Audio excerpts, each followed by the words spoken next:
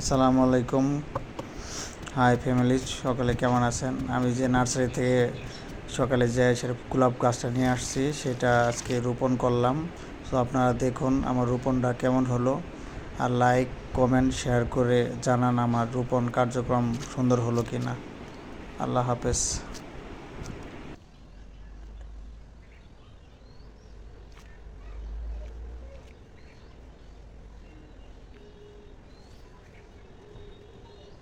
Pass করা দেখছ সব হুম, দেখছ করতাছি।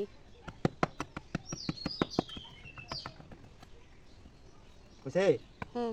কত কষ্ট নাকি শুরু কর